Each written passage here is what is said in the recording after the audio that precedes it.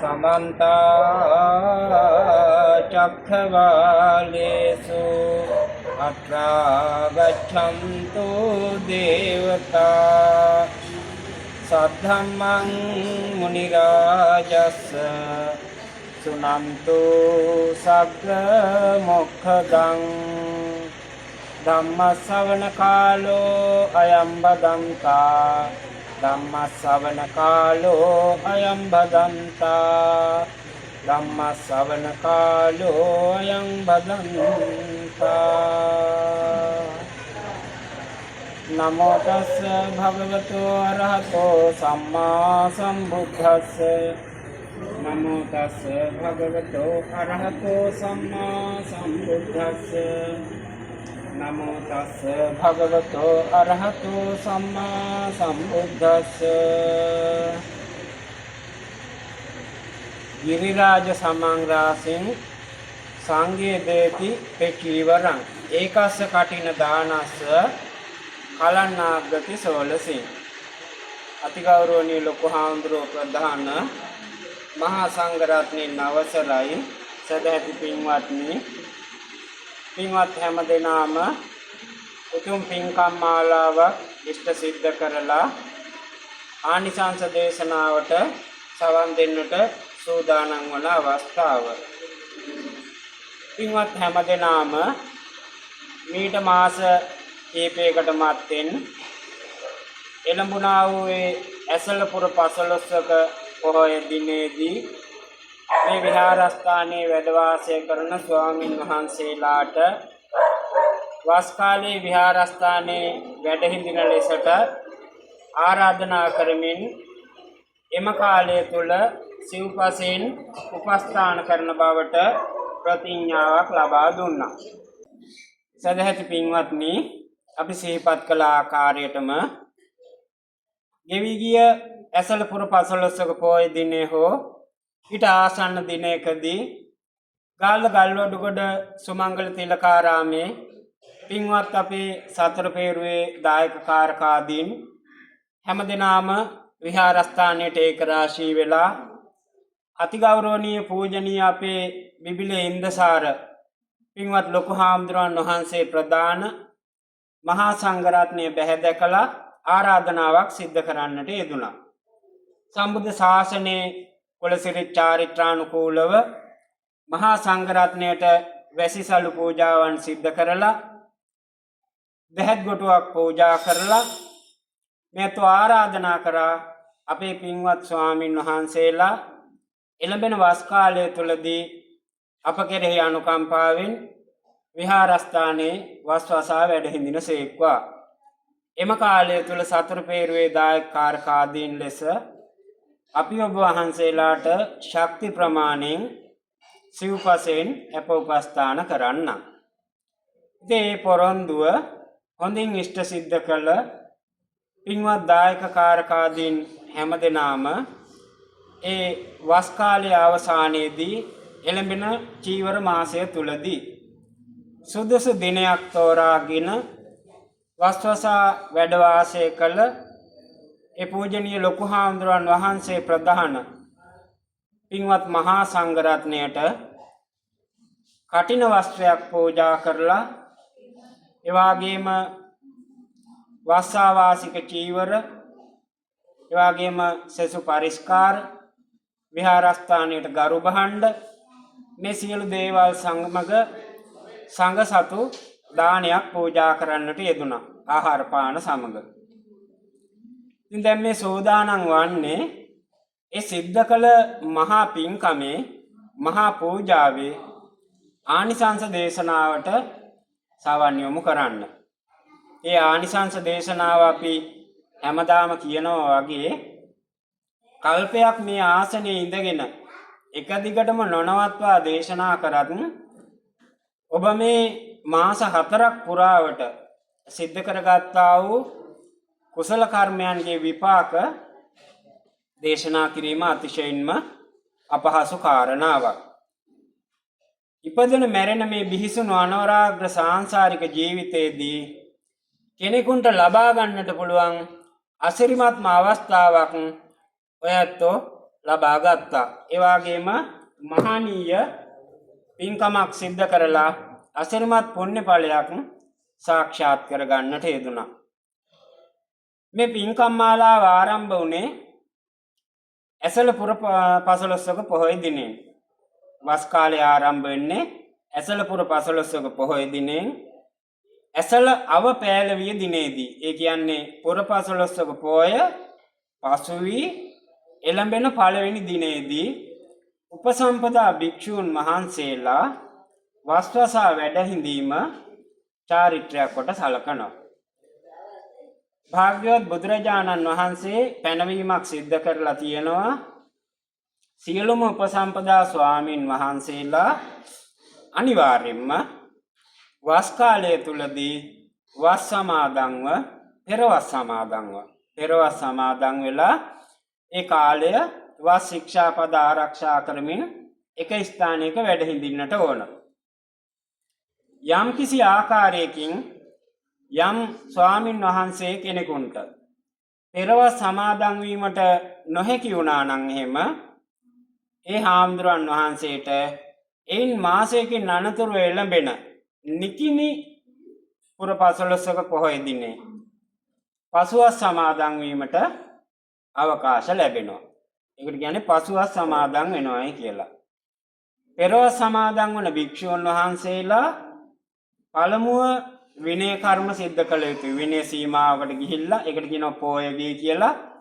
උපසම්පදා ස්වාමින් වහන්සේලා ඒක රාශී වෙලා තම තමන් වහන්සේලාට සිද්ධ වෙලා තියෙන ඇවැත් ඒවා ප්‍රකාශ කරලා වැඩිහිටියන් ඉදිරියේ වැඩිහිටි ස්වාමින් වහන්සේලා ඉදිරියේ අවවාද ලබාගෙන ඒ ඇවැත් වලින් මිදලා පිරිසිදු වෙලා පොහොය කර්ම සිද්ධ කළ භික්ෂුවකට පමණයි පෙරවස් සමාදන් වෙන්නට අවකාශ තියෙන්නේ. විනය සීමාවට ගිහිල්ලා පොහොය කර්ම කරලා විනය කර්ම කරලා ආපු හාමුදුරු කෙනෙකුට විතරයි වස් එළඹෙන්නට අවකාශ තියෙන්නේ පෙරවස්. එහෙම වස් සමාදන් වුණු භික්ෂුන් වහන්සේ කෙනෙක් ඒ වස්තුන් මාසයේ අවසානයේදී වප්පුර 15ක පොහොය දිනේදී ඒ වස් පවාරණය කරලා ඒ ආකාරයෙන්ම විනය සීමාවට ගිහිල්ලා වස් පවාරණය කරලා ඒ චාරිත්‍ර කඩනකොට සිද්ධ කරොත් එහෙම ඒ වගේම වස්වසා වැඩින්න ඒ ස්වාමින් වහන්සේ හෝ කිහිප නම වස් ආරක්ෂා කරගෙන තියෙනවා නම් එක ස්වාමින් වහන්සේ නමක් හෝ ඒ විහාරස්ථානයේ උන්වහන්සේ වැඩ හිඳින ක්ෂේත්‍රය කටින ක්ෂේත්‍රයක් බවට පත් වෙනවා. උන්වහන්සේලාට කටිනයක් පූජා කරන්න කටින පින්කමක් සිද්ධ කර ගන්නට පුළුවන් ස්ථානයක් බවට පත් වෙනවා. ඒකට දායක ප්‍රතිග්‍රාහක දෙපාර්ශවයේ විසින්ම සුවිශාල කැපකිරීමක් සිද්ධ කරන්නට ඕන. දායක කාරකාදී හාමුදුරන් වහන්සේලාට පොරොන්දු වූ ආකාරයෙන් තමන්ගේ ශක්ති ප්‍රමාණයෙන් සිව්පසෙන් අනුග්‍රහය දක්වන්න ඕන. වස් සමාදන් වන ස්වාමින් වහන්සේ තමන් වහන්සේගේ වස් ආරක්ෂා කර ගනිමින් විහාරස්ථානයේ වැඩ හිඳින්නට ඕන. යම් අවස්ථාවක විහාරස්ථානයෙන් බැහැරවීමක් අපේක්ෂා කරනවා නම් ඒකට අවකාශ සලසා දීමක් සිද්ධ කරලා තියෙනවා සතිකරණයෙන් බැහැර වෙනවායි කියලා. සතිකරණය සිහිය කරනකොටගෙන සිහිය පිහිටුවාගෙන විහාරස්ථානයෙන් බැහැර වෙනවා. දින 6ක් පමණ විහාරස්ථානයේ බැහැරව ඉන්නට පුළුවන්. 7 වෙනි දිනේ අරුණ නැගීමට මත්තෙන් ඒ ස්වාමින් වහන්සේ නැවතත් ඒ විහාරස්ථානයට වැඩම කරන්නට ඕන. එහෙම නැති වුණොත් උන්වහන්සේගේ වස් ඡේදනය වෙනවා. යන්නේ වස් කැඩෙනවා. එවන් ස්ථානයක කටින පින්කමක් සිද්ධ කරන්නට පිළිවන් කමක් නැහැ. වස් සමාදන් වෙලා ඉන්න ස්වාමින් වහන්සේ අතින් වස් ඡේදනය සිද්ධ වුණොත් ඒ දායක කාරකාදීන්ට කටින පින්කමක් සිද්ධ කරගන්නට අවකාශ ලැබෙන්නේ නැහැ. ඒක නිසා මෙතනදී සුවිශාලම කැපකිරීම කරන්නේ පන්සලේ හාමුදුරුවෝ. මොකද හාමුදුරුවෝ කොහේ හරි තමන් වහන්සේගේ පෞද්ගලික ගමනක් බිමනක් වැඩම කරලා ඒ දිනේට උන්වහන්සේට වැඩම කරන්න බැරි වුණොත් විහාරස්ථානයට දායකයන්ට කටින පින්කමක් කරන්න වෙන්නේ නැහැ. වෙනදා වගේ නෙමෙයි. දැන් අපේ ගිහි දායකයන්තෝ මේ කාරණාවන් පිළිබඳ ලොකු දැනුමක් තියෙන අවබෝධයක් තියෙන අය. හැමෝන්ටම නැතත් දන්න අය අනිත් අයට කියලා දෙනවා. මේ පාර කටින පින්කමක් පන්සලේ කරන්න වෙන්නේ නැහැ. හාමුදුරුවන්ගේ වස් කැඩුනා. හාමුදුරුවෝ ගිහිල්ලා දවස් 8කට විතර පස්සේ තමයි පන්සලට ආවේ. ඒ විදිහට දන්න කෙනා අනිත් අයට කියලා දෙනවා. ඉතින් ස්වාමින් වහන්සේ වෙනුවෙන් ලොකු කැපකිරීමක් කරන්න ඕන. ඒ දින 6කට බැහැර වෙන අවස්ථාවත් Tamanට හිතුණු පරිදි එහෙම විහාරස්ථානින් වැඩම කරන්න බෑ. දෙමෝපියන්ගේ කටයුතු උදෙසා, ස්වාමින් වහන්සේලාගේ කටයුතු උදෙසා, මෙහෙණන්ට අවවාද දීම උදෙසා මෙන්න මේ වගේ කාරණා නිසා විහාරස්ථානින් බැහැර වෙන්න පුළුවන්. යම් ස්ථානයක යම් ස්වාමින් වහන්සේ කෙනෙක් වස් එළඹිලා වස්වසා වැඩ ඉඳලා උන්වහන්සේට ජීවිත තර්ජන හේතුවෙන් උන්වහන්සේට දැනෙනවා මෙතන හිටියොත් එහෙම මට අපවත් වෙන්න සිද්ධ වෙනවා. ඒක නිසා මම වහා මේ ස්ථානය අත්හරින්න ඕන. අන්න එවැනි අවස්ථාවක විහාරස්ථානයේ පරිසරයෙන් බැහැර වෙන ස්වාමින් වහන්සේගේ වස් ඡේදනය වෙන්නේ නැහැ.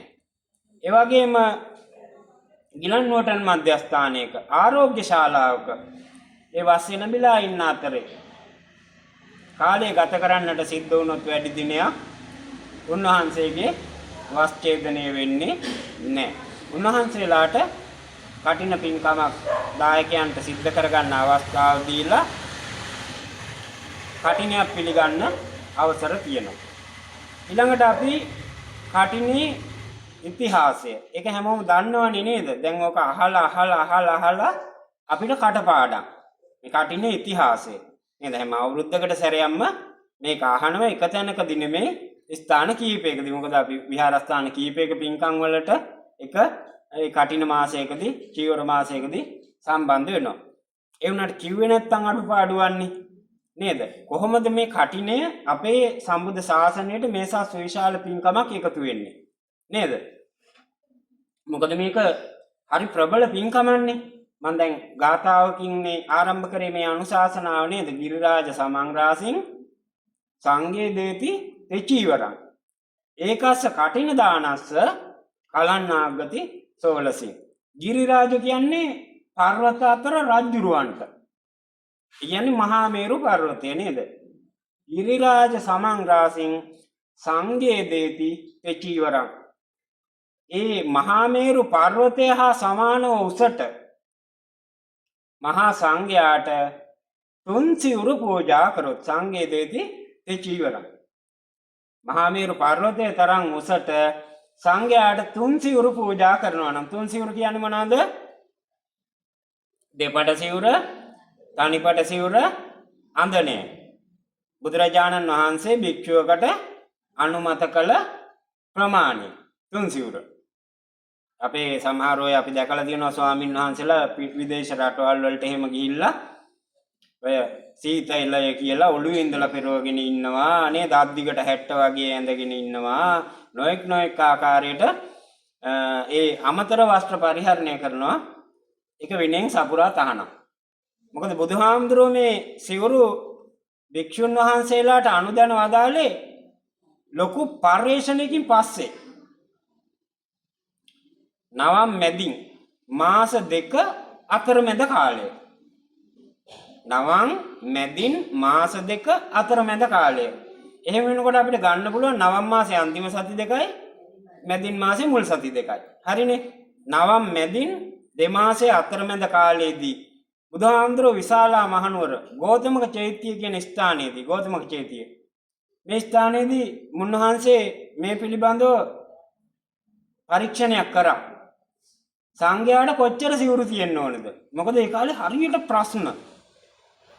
ඒ කියන්නේ තොග්ග පිටින් සිවුරු හම්බ වෙනවා හාමුදුරුවන්ලට. ගෘහපති චීවරයේ අනුදැන වදාළ කාලේ.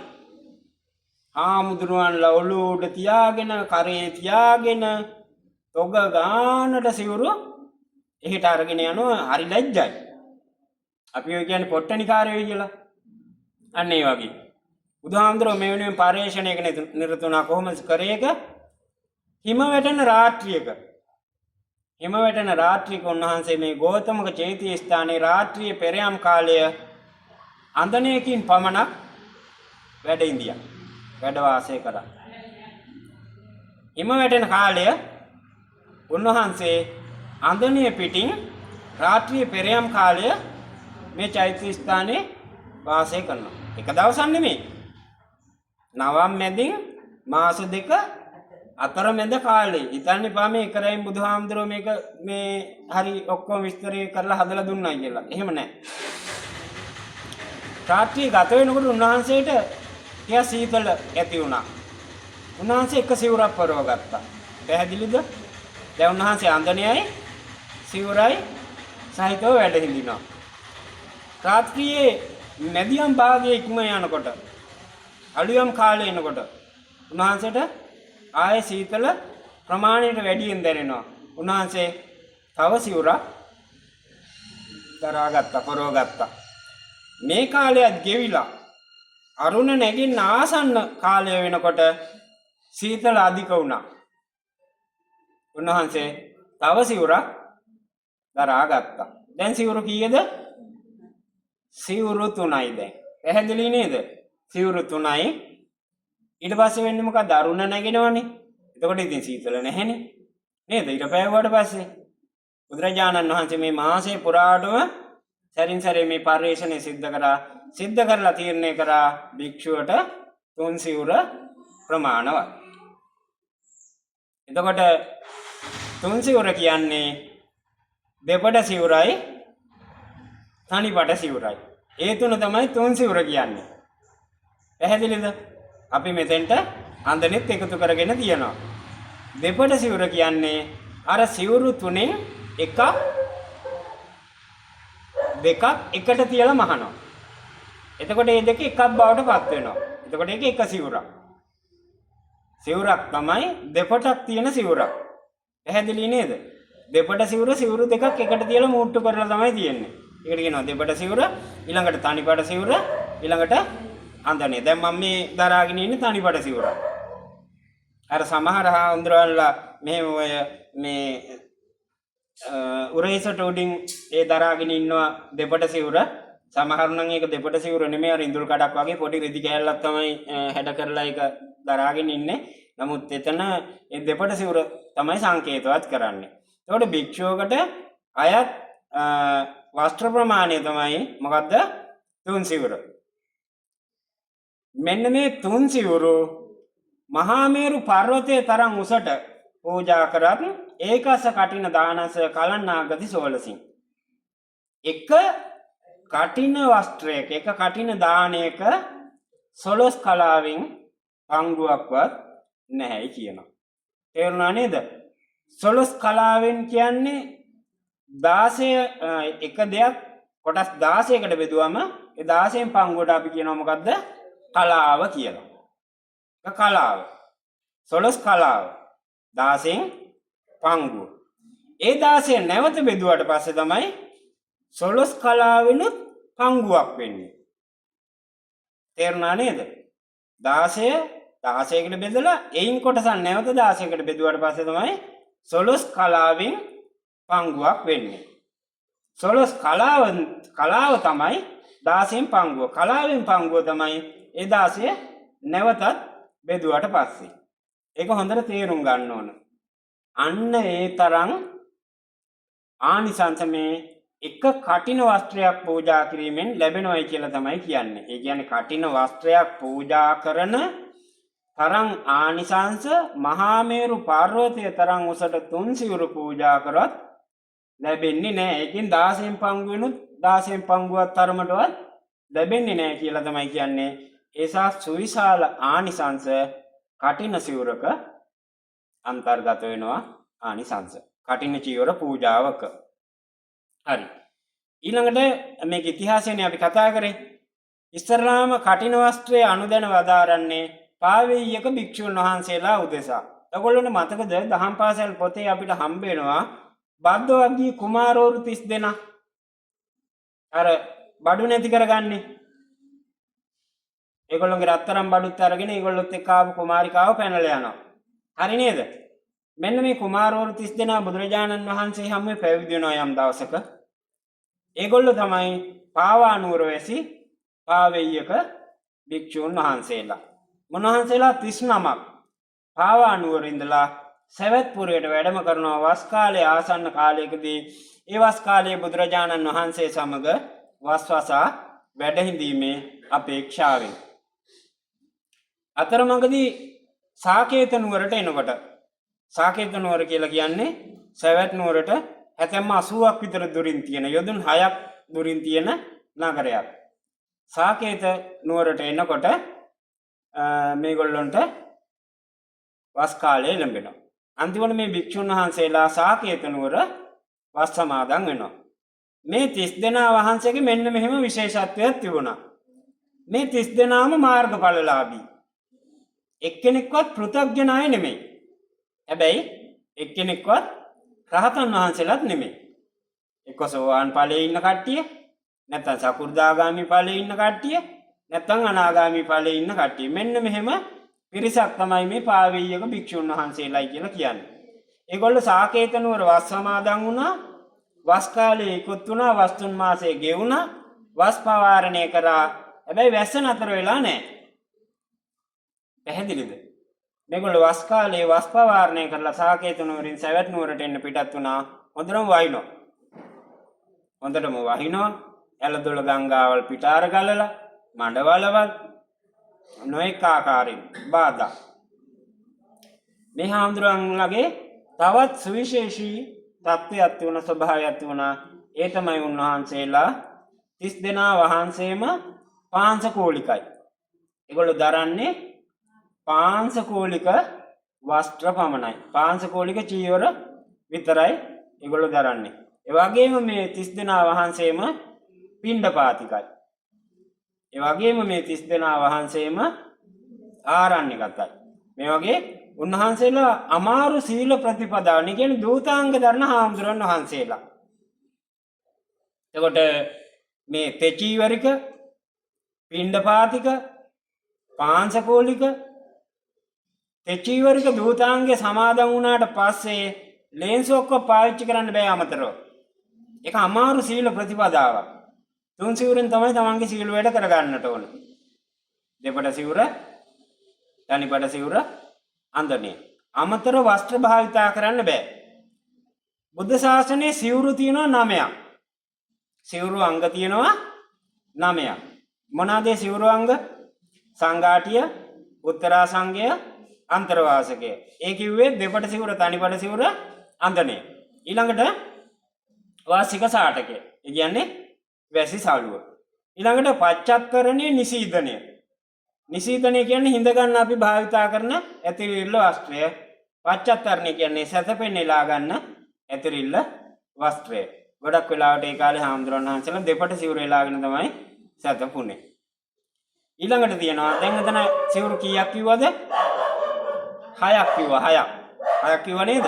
සංඝාටිය, උත්තරා සංඝය, අන්තරවාසකය, වාසික සාටකය, පච්චත්තරණිය, නිසීදනය. තව තුනක් තියෙනවා. කණ්ඩු පටිච්චාදනය, මුඛ පුංචන චෝලකය, පරික්කාර චෝලය. කණ්ඩු පටිච්චාදනය කියන්නේ ලෙඩ දුක් තියෙන ස්වාමීන් වහන්සේලා ඉන්නවනේ හොරි දද්ද කුෂ්ඨ ඒ වගේ ඒවා.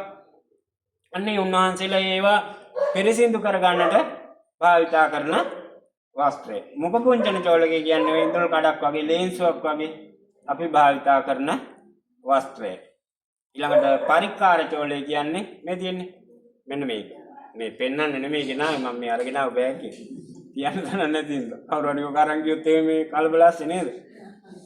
ඉතින් මේ ඔන්නව තමයි චීවර අංග 9. භික්ෂුන් වහන්සේ කෙනෙක් යම් වස්ත්‍රයක් දරනවා නම් ඒක අනිවාර්යයෙන්ම මොකද්ද? චීවරය. භික්ෂුන් වහන්සේලා දරන වස්ත්‍ර වලට කියන්නේ සිවුරු කියලා, චීවර කියලා. එතකොට එදා පාවානුවර ඉඳලා මේ ස්වාමීන් වහන්සේලා හැමදෙනා වහන්සේම තෙචීවරිකයි. උන්වහන්සේලාට සිවුරු තුනයි තියෙන්නේ. දෙපට සිවුරයි, තනිපට සිවුරයි, අන්දනේයි විතරයි. හැමදෙනා වහන්සේම පාංශගෝලිකයි. උන්වහන්සේලා දූතාංගධාරී ස්වාමින් වහන්සේලා. දැන් වැඩම කරා සවැත්පුරයට. සවැත්පුරයට වැඩම කරාට පස්සේ බුදුරජාණන් වහන්සේ බැහැ දැක්කා ජේතවනාරාමේදී. ඉතින් බුදුරජාණන් වහන්සේ සැප දුක එහෙම විමසලා මේ හාමුදුරුවන්ලට මේ දූතාංග සමාදන් වීම හේතුවෙන් ඇති වෙලා තියෙන දුෂ්කරතාවය තේරුම් ගත්තා. දැන් අපිට නම් වෙන සිවුරක් පිළිගන්න පුළුවන් නේ. අපිට අවසර දීලා තියෙන බුදුහාමුදුරුවෝ. ගෘහපති චීවරය පිළිගන්නේ. හැබැයි මේ හාමුදුරුවන්ලට එහෙම බෑ. උන්වහන්සේලා පාංශගෝලික චීවරයක මේ දූතාංග සමාදන් වෙලා තියෙනවා. බුදුහාමුදුරුවෝ පෙර බුදුරජාණන් වහන්සේලා මෙවන් අවස්ථාවල මොන වගේ දෙයක් සිද්ධ කරාද කියලා විමසලා බැලුවා. උන්වහන්සේ දකින්න කටින පින්කම, කටින වස්ත්‍රය, කටින චීවරය. උන්වහන්සේලාට දූතාංග සමාදන් වෙලා ඉන්න භික්ෂුවකට පිළිගන්න පුළුවන්. ඒ චීවරික දූතාංග සමාදන් වෙලා ඉන්න භික්ෂුවකට පිළිගන්න පුළුවන් එකම වස්ත්‍රය මොකද්ද? කටින වස්ත්‍රය. පැහැදිලි නේද? එහෙනම් අපි තේරුම් ගන්න ඕන පළවෙනිම කාරණාව තමයි මේකෙදී මේ කටිනේ තුලින් අරමුණු කරේ දූතාංගධාරී භික්ෂුන් වහන්සේලා. උන්වහන්සේලාගේ පහසුව තමයි බුදුරජාණන් වහන්සේ පළමුවෙන්ම අරමුණු කරේ. පැහැදිලිද? මොකද උන්වහන්සේලාට වෙන පිළිසරණක් නැහැනේ. ඒක නිසා ඊළඟට දැන් කටිනේ අනුදැනවා දාලා බුදුහාමුදුරේ හාමුදුරන් වහන්සේලාට ධර්මයේ දේශනා කරා. කටිනේ අනුදැනවා දාරන්නට යෙදුණා. උන්වහන්සේලා රහත් ඵලයටපත් වුණා. උන්වහන්සේලා වැඩම කරා. ඊට පස්සේ බුදුරජාණන් වහන්සේ භික්ෂුන් වහන්සේලා රැස් කරවලා කටිනයක් අනුදැනවා දාරන්නට යෙදුණා. දැන් අපි දන්නවනේ පන්සලක අවුරුද්දකට එක කටින පින්කමයි කරන්න පුළුවන්. ආයෙත් හෙට මේ පන්සලේ කටින පින්කමක් කරන්න බෑ. පැහැදිලිනේ? හෙට සාංගික දානයක් දෙන්න පුළුවන්. අනිද්දාටත් පුළුවන්. හැමදාමත් පුළුවන්. හැබැයි කටින චීවරයක් පූජා කරන්න නම් ආයෙත් ලබන අවුරුද්දේ මේ විනය කර්ම ටිකම මේ විදියටම සිද්ධ වෙන්න ඕන. එහෙම නොවුනොත් කටිනයක් කරන්න බෑ. මේක ඇයි මේසා සුවිශාල වටිනාකම් ගෙන දෙන පින්කමක් බවට පත් වෙලා තියෙන්නේ? ඒකට හේතුව තමයි පින්වත්නි මේක ඍජුවම සම්බුද්ධ ශාසනයේ විනයට සම්බන්ධ පින්කමක්. මේ කටින එහා බැඳුණු සියලුම කාරණාවන් සම්බුද්ධ ශාසනයේ විනයට සම්බන්ධ කාරණා. විනය හා බැඳුණු පින්කමක්. කොතනින්ද විනයට සම්බන්ධ වෙන්නේ? මේ හාමුදුරුවන්ලා ගත කරන ආරාමික හෝ ආරණ්‍යක හෝ සාමාන්‍ය ශ්‍රමණ ජීවිතය තියෙනවානේ, පැවිදි ජීවිතය. ඒ පැවිදි ජීවිතයකට අවශ්‍ය කරන උපදෙස් දීලා තියෙන විනය පොතක් තියෙනවා. මොකද්ද තියෙන්නේ? විනය පොතක් තියෙනවා. ඒක තියෙන්නේ විනය පිටකේ. විනය පිටකේ ගත්තම කොටස් පහකට බෙදලා තියෙනවා. මොනවාද? පරාජිකා පාළි, පාචිත්‍ය පාළි, චුල්ලවග්ග පාළි, මහා වග්ග පාළි, පරිවාර පාළි. මෙන්න මේ දිනදා ආරාමික පැවිදි ජීවිතයට අවශ්‍ය කරන මඟ පෙන්වීම ලබා දෙන ධර්ම පුස්තක තමයි මොනවාද? මහා වග්ග පාළිය. මොකක්ද ඒකට කියන්නේ? මහා වග්ග පාළිය. මහා වග්ග පාළිය තියෙනවා කන්දක 12ක්. මේන් කන්දක 3ක්ම වෙන් වෙන්නේ කටිනය හා බැඳුණු කාරණාවන් අරමුණු කරගෙන. වස්සූපනායි කන්දකය. ඒකේ තියෙනවා ස්වාමීන් වහන්සේලා මේ කටිනය වෙනුවෙන් සූදානම් වෙන්න ඕන පිළිවෙල. කොහොමත් වස් එළඹෙන්න ඕන. කටිනයක් සඳහා ඒක එළඹෙනවා නම් හරියටම අර විනය කර්ම සිද්ධ කරලා වස් එළඹෙන්න ඕන. පැහැදිලිද? ඊළඟට පවාරණක් කන්දකය. වස් පවාරණය කරන විදිය. ඒ වෙනුනුත් කන්දකයක් තියෙනවා. ඊළඟට කටිනක් කන්දකය. කන්දක 3ක් මහා වග්ග පාළිය මේ වෙනුවෙන් වෙන් කරලා තියෙනවා මේ කටිනය හා සම්බන්ධ කාරණාවන් දේශනා කරන්නට. ඊළඟට මේ කටිනය ලබන අපි කටිනානිසංස කියනවානේ. කටිනය ලබන භික්ෂුන් වහන්සේට ආනිසංස 5ක් ලැබෙනවා. කටිනයක් ලබන භික්ෂුවකට නැත්නම් ඒ කටිනය ලබන මහා සංඝරත්නයට ඒ පරිසරයේ කටින ක්ෂේත්‍රයේ ඉන්න භික්ෂූන්ට විශේෂයෙන්ම කටින සිවුර තමන්ට ලැබෙන භික්ෂුවට ආනිසංස 5ක් ලැබෙනවා. ඒ ආනිසංස 5 තමයි අනාමත්තචාරය, අසමාදානචාරය, ඝන භෝජනය, යාවදත්ත චීවරය, චීවරුප්පාදය. මෙන්න මේ කියන ආනිසංස 5 ලැබෙනවා කාටද? කටිනේ ලබන හාමුදුරුවන්ට. අනාමත්තචාරය කියන්නේ නොකියා ගම් වැදීමේ වරය. හාමුදුරු කෙනෙකුට ඔගොල්ලෝ යනවා වගේ කාටවත් නොකිය පන්සලෙන් බැහැර වෙන්න බෑ. කවුරුම හරි දැනුවත් කරලා යන්න ඕනේ. කවුරුවත් නැත්තම් පන්සලේ කැපකරු හරි දැනුවත් කරලා යන්න ඕන. හරිද? හැබැයි මෙන්න මේ කටින වස්ත්‍රයේ හිමි වෙන භික්ෂුවට වප්පුර 15ක පොහොය ඉඳලා එළඹෙන මැදින් පුර 15ක පොහොය දක්වා මාස 5ක කාලයක් නොකියා ගම් වැදීමේ වරේ හිමි වෙනවා. 12 ශ්‍රී නම් මොබින් ඉන්න කෙනෙකුට උනත් දැක්කත් අහක බලාගෙන කියන්නේ නැතුව යන්න පුළුවන්. ඒක මේ කටිනේ නිසා ලැබෙන වරයක් භික්ෂුවට. දෙවනි වරය තමයි අසමාදානචාරය. ඒ කියන්නේ තුන් සිවුරෙන් තොරව රාත්‍රිය ගත කිරීමේ අවසරය. මොනම භික්ෂුවකටවත් දෙපඩ සිවුර නැතුව රාත්‍රිය ගත කරන්න බෑ. එහෙම වුණොත් පාචිත්‍ය කියන ඒවත සිද්ධ වෙනවා. දෙපඩ සිවුර නැතුව රාත්‍රියක් ගත කරොත් ඒ භික්ෂුවට පාචිත්‍ය කියන ඒවත සිද්ධ වෙනවා.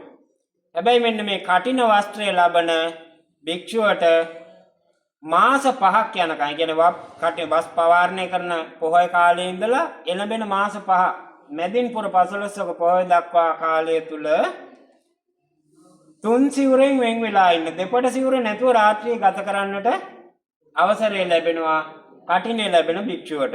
තුන්වෙනි අවසරය තමයි ඝන භෝජනය. හාමුදුරන්ලට ඉල්ලන්න බෑ. සපුරා තහනම්. මම 80 දවසේ එනවා යාළුවෝ කට්ටියක් එක්ක අපිට දානි ටිකක් හදලා තියන්න. එහෙම කියන්න බෑ. තේරුණා නේද?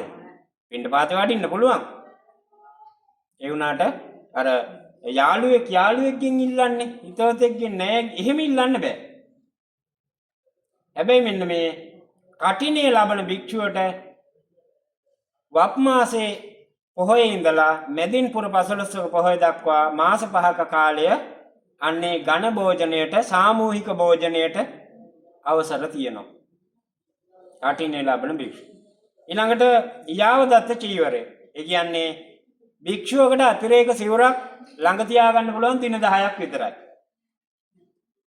මේ කටිනේ ලබන භික්ෂුවට අර කියපු මාස 5 අතිරේක සිවුර ඕනෑ තරම් තියාගන්න අවසරය තියෙනවා. පස්වෙනි අවසරය තමයි ආනිසංසය තමයි චීවරුප්පාදය. යම් කටිනේ දරුව භික්ෂුවක් කටිනේ Tamanට ලැබුණු භික්ෂුවක් විහාරස්ථානයක වැඩ ඉන්නවා නම් ඒ කටින ක්ෂේත්‍රයේ වැඩ ඉන්නවා නම් ඒ විහාරස්ථානයට ලැබෙන සිවුරු පිරිකලවල අයිතිවාසිකම් තියෙන්නේ ඒ භික්ෂුවට. ඒකට තමයි චීවරුප්පාදේ කියන්නේ. ඔන්න ඔය ආනිසංස 5 ලැබෙනවා කාටද? කටිනය ලබන භික්ෂුවට. පැහැදිලි නේද? ඊළඟට දායකයන්ට. දායකයන්ට ලැබෙන දේ තමයි අපි ගොඩාක් වෙලාවට අපේ හාමුදුරුවන් වහන්සේලා නාගිතාපදානය තුලින් දේශනා කරන්නේ නේද? ඒ කතාව දන්නවනේ. අපේ නාගිත මහරහතන් වහන්සේ බුදුහාමුදුරුවන්ගේ කාලයේදී අනවතත්ත විල්තරේදී නෙළුම් පත්‍රයන් මත 500ක් රහතන් වහන්සේලා වැඩ හිඳිමින් බුදුරජාණන් වහන්සේ අභියසදී තමන් වහන්සේ සසරේ සිද්ධ කළා වූ ඒ අටමහා කුසලයන්හි පළවෙනි මහා පින්කම කටින චීවර පූජාවත් ඒ වගේම උන්වහන්සේ තුලින් ලබා ගත්තා වූ ආනිසංසත් අපි කටිනානිසංස ධර්ම දේශනාවල නිරන්තරයෙන්ම ශ්‍රවණය කරනවා. යටත් පිරිසෙන් මේ අනුශාසනාව සඳහා ධර්ම දේශනාව සඳහා අපිත් මාතෘකා කරේ ඒ නාගිතාපදානයේ තියෙන ගාථාව. හැබැයි ඉතින් ඇත්තම කියන්න ඕන මේ නාගිත තේරාපදානය කිව්වට මේක ත්‍රිපිටකයේ තියෙන නාගිත තේරාපදානේ නන්නේ. ඇත්ත කියන්න ඕනේ. මේ කාරණාව ත්‍රිපිටකයේ සඳහන් වෙන්නේ නැහැ. මේ නාගිත හාමුදුරුවෝ කටින සිවුරහා බැඳුණු ඒ තමන් වහන්සේට ලැබුණු ආනිසංස පිළිබඳව දේශනාවක් කරනවානේ.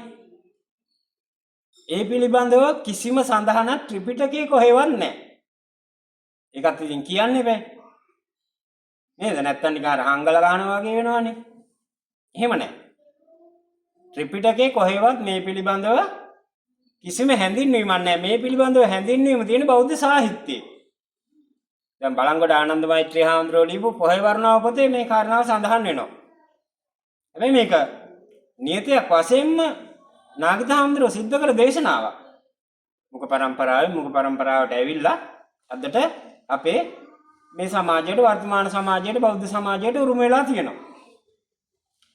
ඉතින් මේ නාගිත හාමුදුරුවෝ ඒ කටින පින්කම සිද්ධ කරලා තියෙන්නේ කොච්චර කාලයකට කලින්ද? කල්ප කීයකට කලින්ද? කියන්න බෑනේ දන්න අය.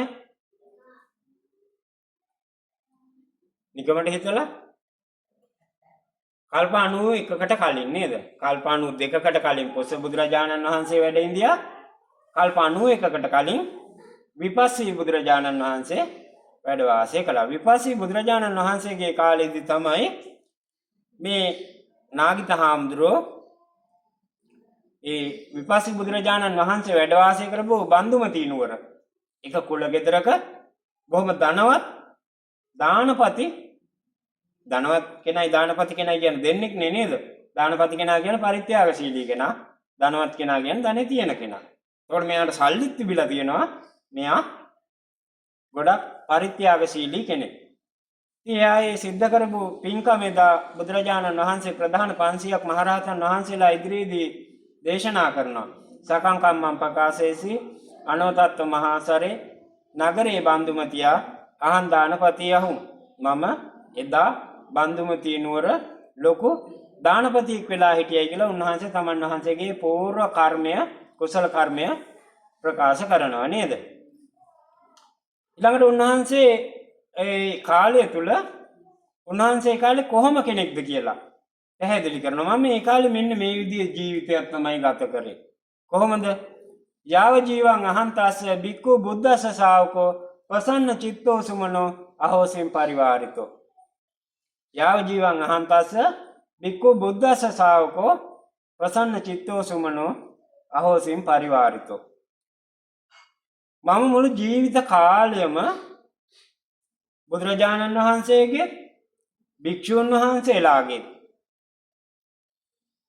උපකාරකෙක් වෙලා හිටියයි කියනවා. යාව ජීවං අහන්තස්ස බික්ඛු බුද්දස්ස ශාවකෝ ප්‍රසන්න චිත්තෝ සුමනෝ පැහැදුණු සිතින් ප්‍රසන්න සිතින් බුදුරජාණන් වහන්සේටත් භික්ෂුන් වහන්සේලාටත් උපස්ථාන කරන කෙනෙක් බවට පත් වෙලා හිටියායි කියලා කියනවා. යාව ජීවං අහන්තස්ස බික්ඛු බුද්දස්ස ශාවකෝ ප්‍රසන්න චිත්තෝ සුමනෝ අහෝසින් පරිවාරිතෝ. මම ඒ කාලේ මෙන්න මේ වගේ ජීවිතයක් තමයි කියනවා ගත කරේ. ඊළඟට උන්වහන්සේ දානපතියෙක් කියනවානේ. දන් දීපු දේවල් කියනවා. උන්වහන්සේ කියනවා දේශනා කරනවා මම මෙන්න මේවා දන් දුන්නා ඒ කාලේ. මොනවද? කප්පේමි සබ්බ කාමානං නානා පච්චේදායකෝ ආච්ඡාදනේන සයනේන අන්න පානේන යාගුයා සක්කච්ච සහත්තාච සන්තපෙත්වාන බික්කවෝ. එයා දන් දීපු හැටි දන් දීපු දේවලුයි කියනවා. මම ඒ කාලේ විපස්සී බුදුහාමුදුරුවෝ ඉන්න කාලේ බන්දුමති නුවර කුල ගෙදරක ධනවත් කෙනෙක් වෙලා ඉපදුනා. මම දන් දුන්නා. බුදුරජාණන් වහන්සේ ගැන මහා සංඝරත්නය කෙරෙහි ප්‍රසාදයෙන් උන්වහන්සේලාගේ පරිවාරකයෙක් වුණා. අහෝසින් පරිවාරිතෝ. ඊළඟට කප්පේමි සබ්බ කාමානං නානා පච්චේදා නොඑක් ප්‍රත්‍යයන්ගේ භික්ෂුන් වහන්සේලා කැමති පරිද්දෙන් කැපසරු ආකාරයෙන් දන් පූජා කරයි කියනවා. දීපු දේවල් කියනවා ආච්ඡාදනේ. ආච්ඡාදන කියන්නේ වස්ත්‍ර වලට සිවුරු පිරිකර ආදී. සයනේන නිදා ගන්න ඇඳ තිරුලි කොට්ට මෙට්ට මේවා. ඒ වගේම සේනාසන කුටිවල. අන්න පානේන යාගුයා ආහාර පාන යාගු කියන්නේ කැඳ වලට. කැඳ බෙහෙත් වර්ග මේ සියල්ලම දන් දුන්නායි කියනවා කොහොමද? සක්කච්ඡ සහත්තාච සියතින් සකස් කොට තමයි දන් පූජා කරායි කියලා කියන්නේ. ඉතින් ඔය දන් දෙනකොට ගොඩක් වෙලාවට බුද්ධ ශාසනය සම්බන්ධයෙන් කටයුතු කරනකොට ආර්යයන් වහන්සේලාට දන් දෙනකොට ගොඩක්ම හොඳයි තමන් මහන්සි වෙලා වෙහෙස මහන්සි වෙලා ධාර්මිකව ධනෙ උපයගෙන සියතින් සකස් කරලා දානේ පූජා කරන්න පුළුවන් නම් ඒක ගොඩාක් ආනිසංසගෙන දෙන මහා පින්කමක් බවට පත් වෙනවා. ඉතින් ඒ අපේ නාගිත හාමුදුරුවෝ එදා ඒ විපස්සී බුදුරජාණන් වහන්සේගේ කාලෙදී ඔන්න ඔය විදියට තමයි පින්කම් කරලා තියෙන්නේ. ඔය විදියට බුදුහාමුදුරන්ට උපස්ථාන කරලා තියෙනවා, බුද්ධ උපස්ථාන කරලා තියෙනවා, සංඝ උපස්ථාන කරලා තියෙනවා. ඉතින් ඔහොම ඉන්නකොට වස් කාලේ ලැබෙනවා නේද? වස් කාලේ මේ හාමුදුරු මේ දානපතියා මේ පරිත්‍යාගශීලියා අද වගේම භික්ෂුන් වහන්සේලාට ඉතින් වස් ආරාධනා කරා. වස් ආරාධනා කරලා ඒ අවශ්‍ය කරන පහසුකම් සලස්වලා දුන්නා වගේම උන්වහන්සේ මේ පින්කම් සිද්ධ කරේ නිරන්තර සිල් ගුණ දහම් පුරමින්. නිරන්තර සිල් ගුණ දහම් පුරමින් චාතුද්දසින් පංචදසින් යාය පක්කංච අට්ඨමින් පටිහාරීය පක්කංච අට්ඨාංගිකම උපෝසතං. ඒ කියන්නේ වස්සාන කාලේ මුල් දින 15 වස්සාන ඍතුවේ මුල් දින 15 සම්පූර්ණ උපෝසතෙන් ගත කරායි කියලා කියනවා. ඒ වගේම චාතුද්දසින් කියන්නේ මාසෙ පොය නේද? පංචදසින් කියන්නේ චාතුද්දසින් කියන්නේ 14 වෙනි දින මාසෙ පොයනේ ඉන්නේ නේද? ඊළඟට පංචදසින් කියන්නේ 15ක. ඊළඟට පුරාටවක අමාවක කියන්නේ මේ 4 පොයට සිල් ගත්තු කෙනෙක්. පුරාටවක, පුර 15ක, අවාටවක, අමාවක මේ පොය 4. මේ වගේදී මුළු දිනය පුරාම උපෝසතෙන් ගත කරායි කියලා කියනවා. පටිහාරීය පක්කංච අට්ඨාංගිකම උපෝසතං. ඊට පස්සේ ඒ විදිහට උන්වහන්සේ ඒ දානපතියා නැත්නම් සිටුවරයා ඔහොම ඉඳලා මේ කටින පින්කම වස් කාලයක් අවසන් දන් දුන්නා, කුටි ගෙවල් දුන්නා, සේනාසන, ආච්ඡාදන, අන්නපාන, ආහාරපාන, වස්ත්‍ර, සේනා මේ සියල්ලම දන් දීලා වස්සං උත්ත බික්ඛූණං කටින දානං අදාසං පරිවාර්තෝ බික්ඛු සංඝෝ පතිගන්නි කටිනම්මම. ඔන්න වස්වැසලා පවාරණය කළ භික්ෂුන් වහන්සේලාට වස්සං උත්ත බික්ඛූණං කටින දානං අදාසං මං කටින දානයක් පූජා කරායි කියලා කියනවා. කටින චීවරයක් මේ වගේම තමයි. කටින සිවුරක් පූජා කරන්නේ නැති නේද? දානි සකස් කරලා පූජා කරන්නේ නැති කටින දානං අදාසං පරිවාරිතෝ බික්ඛු සංඝෝ පතිගන්නි කටිනම්මම. පරිවාරණ ලද භික්ෂු සංඝයා විසින් මගේ කටින වස්ත්‍රය පිළිගත්තායි කියලා උන්වහන්සේ දේශනා කරනවා. ඒ අනෝතත්ත්ව විල්තේරේදී. අනෝතත්ත්ව විලේ කියලා තමයි සඳහන් වෙන්නේ. නිලුම් පත්‍ර මත වැඩ හිඳගෙන දේශනා කරායි කියලා. ඊළඟට මේ කටින දාණය පූජා කරා උන්වහන්සේ ඒකේ තියෙන ශ්‍රේෂ්ඨත්වය පැහැදිලි කරනවා. පවත්තං සබ්බ දානානං කටින දාන මනුත්තරං අග්ගම් පුඤ්ඤංච සේටව සබ්බ මේතේන ලබ්භති. දෙන්නා වූ සියලු දානයන් අතර උත්තරීතර දාණය කටින දානයයි කියලා කියනවා. පවත්තං සබ්බ දානානං කටින දාන මනුත්තරං අග්ගම් පුඤ්ඤංච සේටව පින්කම් අතර ශ්‍රේෂ්ඨතම පින්කමයි කියනවා. සබ්බ මේතේන ලබ්භති. පූජා කරන කෙනාට දෙන කෙනාට සියල්ල සසරේ ලැබෙනවායි කියලා තමයි පැහැදිලි කරන්නේ. ඉතින් මොනවාද ලැබුණේ? කටින දානං දත්වාන සංඝේ ගුණ වරුත්තමේතෝ තින්සේ මහා කප්පේ නාබිදානාමි දුක්ගති. මේ මහා සංඝයාගේ ගුණය අරමුණු කරගෙන කටින වස්ත්‍රයක් පූජා කරායි කියලා කියනවා. කටින දානං දත්වාන සංඝේ ගුණ වරුත්තම. සංඝයාගේ ගුණ සිහිපත් කරමින් කටින වස්ත්‍රයක් පූජා කරායි කියනවා. ඊතෝ තින්සේ මහා කප්පේ නාබිදානාමි දුක්ගති. ඒ කාරණා කොටගෙන ඒ කරන කොටගෙන මහා කල්ප 30ක් බොහොම දීර්ඝ කාලයක් මහා කල්ප 30ක් දුගතියක ඉපදුනේ නැහැයි කියනවා. දුගතියක ඉපදුනේ නැහැ කියනවා. දුගතිය කියලා කියන්නේ සතර පායට නරක, තිරිසන්, പ്രേත, අසුර. මෙන්න මේ දුගති භූමිය හතර තමයි අපි සතර අපාය කියලා හඳුනගන්නේ. එතකොට මේ දානපතිය කවදාවත් මහා කල්ප 30ක් හොඳේ කල්ප 91ක් කියන්නේ නැහැ මෙතන. කල්ප 60ක් පුරාවට දෙව් මිනිස් දෙක තියෙන නරකේ කොහේ කොහේ හරි ඉන්නේ නැති. හැබැයි මහා කල්ප 30ක්ම දුගතිය දැකලා නැහැ. කල්පේක ආයුෂ කියන විදිහ අහලා ඇතිනේ නේද? ඔය බණ කියනකොට හාමුදුරුවන්ලා.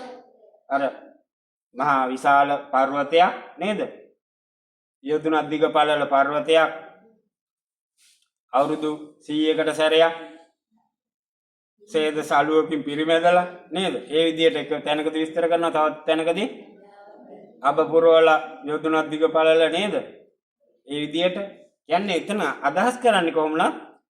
මහා කල්පය අතිශය දීර්ඝයි කියලා. ඉතින් උන්වහන්සේ මහා කල්ප 30ක්ම දුගතිය දැක්කේ නැහැ. එහෙනම් කොහෙද හිටියේ? සුගතිය. නේද? සුගතිය. කොහෙද සුගතිය කියලා කියන්නේ? දැන් කාම ලෝකෙත් සුගතිය තියෙනවා, රූප ලෝකෙත් සුගතිය තියෙනවා, අරූප ලෝකෙත් සුගතිය තියෙනවා. අරූප ලෝක කොහොම සුගති භූමි. කාම ලෝකේ දුගති භූමිත් තියෙනවා, සුගති භූමිත් තියෙනවා. කාම සුගති භූමි 7ක් තියෙනවා. කාම දුගති භූමි 4ක් තියෙනවා. කාම ලෝක ඔක්කොම 11ක් තියෙනවා. මේ ලෝකේ 11න් 4ක් දුගති 7ක් සුගති. සුගති භූමි 7 තමයි දිව්‍ය ලෝක 6යි මනුස්ස ලෝකයයි. දුගති භූමිය තමයි දුගති භූමි තමයි මම අර කලින් කිව්වේ නරක තිරිසන් പ്രേත අසුර. එතකොට මහා කල්පතිය ඊතෝතින්සේ මහා කප්පේ නාබිජානාමි දුග්ගති. එහෙනම් කොහෙද ඉන්නේ නැත්තේ? මෙන්න යා කියනවා මං හිටපු තැන්. අට්ඨාරාසන නම් කප්පෝ දේව ලෝකේ රමා මහං චතුතින්සං සක්ඛන් දේවින්දෝ දේවරාජස මකාරේ. මහා කල්ප 18ක් දෙව්ලෝ සිත්වල වාසය කරයි කියනවා නේද? අට්ඨාරාසන නම් කප්පෝ දේව ලෝකේ රමා මහං චතුතින්සං සක්ඛන් දේවින්දෝ 34 චතුතින්ස කියන්නේ 34 නේ. 34 වතාවක් සක්දෙවිඳුන් වෙලා දෙව්ලොව රජකම් කරායි කියලා කියනවා. මහා කල්ප 18ක් දිව්‍ය ලෝකෙ හිටියා. ඒ ඉන්න කාලය තුලදී වරින් වර 34 වතාවක් දෙව්ලොව රජකමත් කරා. ඊළඟට ආරපතේ චක්කවර්ති සුකල් ලැබේ. ප්‍රදේශ රාජ්‍යම් විපුලං ගණනාතෝ අසංඛ්‍යා. ගැසූ ඉන්දිකටු පහරක් ගානේ චක්‍රවර්ති රාජ සම්පත් ලබන්න උන්වහන්සේට වාසනාව තිබුණයි කියනවා මේ පුණ්‍ය මහිමේ නිසා. ඒ වගේම ප්‍රදේශ රාජ්‍යයන් පාලනය කරනවායි කියනවා ගණනාතෝ අසංඛ්‍ය. ගණනේ සංඛ්‍යාත්මකව කියන්න බැරි තරම් ප්‍රදේශ රාජ්‍ය කියන්නේ ප්‍රාදේශීය රාජ්‍ය නේද? මහා ජනපද ඉන්දියාවේ තිබුණේ ශ්‍රාවස්තිය, කෝසලය, රාජගහ නේද? උජ්ජයිනේ මෙන්න මේ වගේ ඒ ප්‍රාදේශික කොටක මහා රාජධානි. යෝගේ මහා රාජධානි. ඒ පාලනය කරපු වාර ගාන කියන්න බෑයි කියනවා. මේ කටින වස්ත්‍රය පූජා කිරීමේ ආනිසංස. ද්වේ භවයේ උපපජ්ජාමි දේවේ වාපිච මානුසේ අඤ්ඤං ගතින්න ජානාමි කටින දානස්ස ධම්පල. මේ කටින වස්ත්‍රය පූජා කරලා මේ මහා කල්ප 30ක් පුරාවට භවයන් දෙකක විතරයි කියනවා ඉපදුනේ. ද්වේ භවයේ උපපජ්ජාමි. කොහෙද? දේවේ වාපිච මානුසේ. එක්ක දෙව්ලොව ඉපදුනයි කියනවා නැත්නම් මනුලොව ඉපදුනයි කියලා කියනවා. අඤ්ඤං ගතින්න ජානාමි වෙනත් ගතියක් දැක්කේ නැහැ කියනවා. තිරිසන් ගතියක්, പ്രേත ගතියක්, නරක ගතියක් මේවා ඉපදුනේ නැහැ කියනවා. අඤ්ඤං ගතින්න ජානාමි කටින දානස්ස ධම්පල. ඊළඟට ද්වේමේ කුලේ පජානාමි කාන්තියේ වාපි බ්‍රාහ්මණේ. මනුෂ්‍ය ලෝකෙ ඉපදුනා නම් කුලයන් දෙක විතරයි කියනවා ඉපදුනේ. මහාසාර කුලයන් වල කියනවා ඉපදුනේ. ද්වේමේ කුලේ පජානාමි කාන්තියේ වාපි බ්‍රාහ්මණේ. එක්කෝ රජ කුලේ ඉපදුනායි කියනවා නැත්නම් බමුණු කුලේ ඉපදුනායි කියලා කියනවා. එක්ක ශාස්ත්‍රීයෙක් වුණායි කියනවා නැත්නම් බ්‍රාහ්මණයෙක් වුණායි කියනවා. හීනේ කුලේන ජානාමි. පහත්යයි සම්මත කුලයක් මේ කල්ප 30 පුරාවට දැක්කේ නැහැ කියනවා. හීනේ කුලේ නජානාමි කටින දානස්ස ධම්පල. ඊළඟට භෝගේ මේ උන් තානත්ති කටින දානස්ස ධම්පල. එයාගේ භවභෝග කවදාවත් ඉවර වෙන්නේ නැහැලු. සහ අඩු වෙන්නේ නැහැලු. ඌණ වෙන්නේ නැහැ. නිතරම පිරලා තියෙන්නේ. කෝෂාගාර භාණ්ඩාගාර සියල්ල පිරලා තියෙන්නේ. භෝගයේ මේ උන්තානති කටින දාන සිදම්පල. යත්ත යත්තූපපජ්ජාමි ලබිත්වා සබ්බ සමපදං.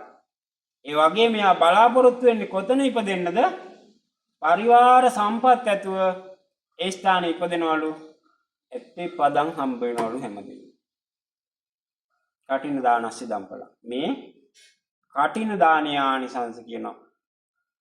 ජහිත්වා දේව පුරන් රම්මං මානුසේ උපපජ්ජහං මනුස්සානං උත්තමං හෝමි කටින දානස්සි දම්පලං. දෙව්ලොවෙන් චුත වෙලා මනුෂ්‍ය ලෝකේ යම් අවස්ථාවක ඉපදුනාද හැමදාම මිනිසුන් අතර ශ්‍රේෂ්ඨ මනුස්සයෙක් වෙලා තමයි කියනවා ඉපදුනේ. ඉතින් අවසානයේදී උන්වහන්සේ දේශනා කරනවා නිර්වාණ ශාන්තිය දක්වා පවා මට මේ මහා පින්කම නිවනට උපනිශ්‍රය වුණු ප්‍රධාන පින්කම බවට පත් වුණා. මගේ ආනිසංස ගොඩාක් දේශනා කරනවා මේ කටින පින්කම සිද්ධ කිරීම තුළ ලැබෙන ආනිසංස. එතකොට මේ කටිනේ සංඝ සතු කරලා පූජා කරනකොට ඒ සියලුම දාන කලමනා ගරු භාණ්ඩ සියල්ලම සංඝ සතු පූජා වෙනවා ඒ කටිනයේ බලය නිසා. කටිනේ කියලා කියන්නේ ඒ තරම් ප්‍රබලයි බල සම්පන්නයි. පාඨවිරිවන ජාතු කම්පති නචලති මේරු හිවායු වායුනා වජ්‍රමේව නබිජ්ජතේ ගණ. ඒ කියන්නේ මහ පොළොව වගේ කම්පා කරන්න බෑ. අපිට පුළුවන් මහ පොළොව කම්පා කරන්න. එයාම කම්පා වුණොත් තමයි නේද? ඊළඟට මහා මේර හොල්ලන්න පුළුවන්ද? හොල්ලන්න බෑ. ඒවා ස්වාභාවිකව සිද්ධ වුණොත් තමයි. ඒ වගේම දියමන්ති පර්වතයක් බිඳින්න බෑ. වජ්‍රමේවන බිජ්ජතේ ගණ. අන්න ඒ වගේ මහා බල සම්පන්න ශක්තියක් තියෙන පින්කමක් තමයි කටින පින්කම කියලා කියන්නේ. ඊළඟට එක දායක පවුලක් හෝ යම් පිරිසක් මේ කටින පින්කම සිද්ධ කරනවා. ඒ අතරේ සතර පෙරුවේ දායකකාරකාදීන් වස් කාලයේ පුරාවට දන් දීලා පින් රැස් කර ගන්නවා. නේද? මේ වස් කාලයේ දන් පූජා කරලා පින් රැස් කරගත්තු කතාවක් මම ගියවර කටනානිසංස දේශනාවේදී පැහැදිලි කරා නේද? ගිය පාර කවුද කටින බණ අහන්න මෙතන හිටියේ? මේ ඉන්න අයගෙන් හිටියද? ඉතින් කොහොමද මේක කරන්නේ? නේද? ගිය පාර හිටපු අය මේ පාර නෑ. මේ පාරේ ඉන්න අය ලබන පාර නෑ. ලබන පාරේ ඉන්න අය ඊගාව පාරේ ඉන්න අය ගිය පාර හිටියේ නෑ. හැමෝම එකතු වෙන්න ඕන. හරි ශ්‍රේෂ්ඨ පින්කමක් මේක. නේද?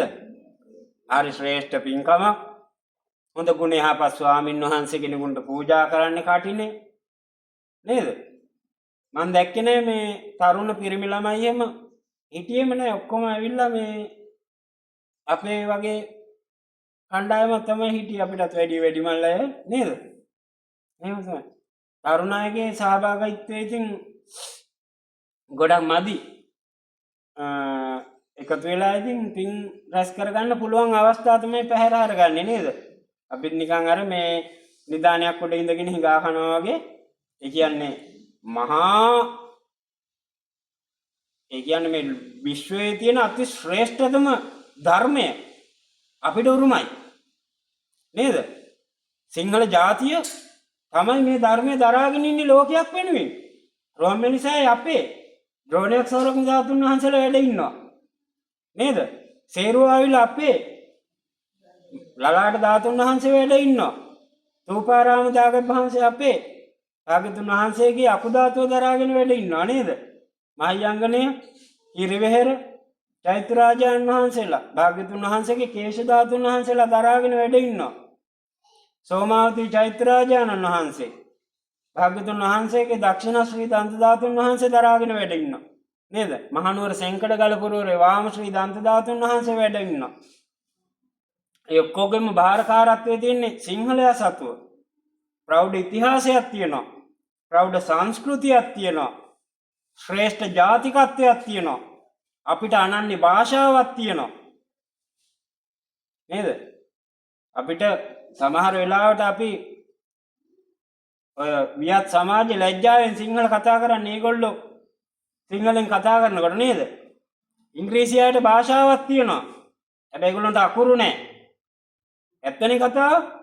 ඒගොල්ලෝ භාවිත කරන්නේ කාගේ හරි අකුරු. රෝම අකුරු නේද? ඒගොල්ලන්ට භාෂාවක් තියෙනවා. බලන්නකෝ. ඊළඟට පරණම ලෝකේ භාෂාවක් තමයි සංස්කෘත. නේද? පැරණිම ඍෂිවරු භාවිත කරපු භාෂාව. ඒගොල්ලන්ට අකුරු නැහැ. අක්ෂර නැහැ. අක්ෂර වර්ණමාලාවක් නැහැනේ. ඒගොල්ලෝ භාවිත කරන්නේ දේවනාගරි අකුරු. ගොඩක් පැරණි භාෂාවක්. කවුද? හින්දි. භාෂාවක් තියෙනවා අකුරු නැහැ. ඒගොල්ලෝ භාවිත කරන්නේ නාගර අකුරු. එහෙම නේද? අපිට එහෙම නෙමෙයි. අපිට ජාතියක් තියෙනවා, භාෂාවක් තියෙනවා, අක්ෂරමාලාවක් තියෙනවා, ප්‍රෞಢ ඉතිහාසයක් තියෙනවා, සංස්කෘතියක් තියෙනවා, සભ્યත්වයක් තියෙනවා. මේක අපි ආරක්ෂා කරගෙන යන්න ඕන. ඒක නිසා තරුණ පිරිස් විහාරස්ථානයේ වටා ඒක රාශී වෙන්න ඕන. මට ඕනේ මගේ කතාව අහලා 100ක් 200ක් හැදෙන්න. එක්කෙනෙක් හරි හිතට අරගෙන අපිත් අපේ රට ජාතිය වෙනුවෙන් දවසක කැප වෙනවා කියලා හිතට ගත්තොත් පුංචි ළමෙක් හරි මේ සභාවේ ඉන්න. අපි ඒ ගැන ගොඩක් සතුටු වෙනවා සහ අර අපි අනුන්ගේ වළඳලා ජීවත් වෙන අය නේද? දානි ටික දෙන්නේ අනු. සිවුර දෙන්නේ අනු. පාවහන් දෙක දෙන්නේ අනු. මග වියදමට සල්ලි දෙන්නේ අනු. කවුරු හරි කෙනෙක් දෙන්නේ. ඉතින් කාටවත් කියන්න බෑ අපිට මේ වගේ ඈත් වෙලා ඉන්න හාමුදුරන්ලාට මේවා කතා කරන්න අයිතියක් නැහැ. එහෙම කියන්න බෑ කාටවත්. අපි කතා කරන්න ඕන. අපි කතා කරන්න ඕන. අපි උපදෙස් දෙන්න ඕන. අවවාද කරන්න ඕන. මූලිකම ඉතින් සිද්ධ කරන අවවාදය තමයි පුළුවන් තරම් කුසල් දහම් සම්පාදනය කරගන්න කියන එක. බුදුහාමුදුරුවෝත් ඒක තමයි දීපු අවවාදය. අපමාදේන සම්පාදේත අප්‍රමාදෝ කුසල් දහම් සම්පාදනය කරන්න. ඉතින් ඕගොල්ලෝ මම මේ දේශනාව ගොඩක් දීර්ඝව කරන්න බලාපොරොත්තු වෙන්නේ සමාප්ත කරන්න කල්පනා කරේ කාල වේලාවත් ඉක්ම ගිහිල්ලා තියෙන නිසා බොහොම වටිනා උතුම් ප්‍රතිබල සම්පන්න පින්කමක් තමයි සිද්ධ කරන්නට යෙදුනේ. උතුම් පින්කම් මාලාවක් අවසානයේදී කටිනානිසංස ධර්ම දේශනාවක් සිද්ධ කරා.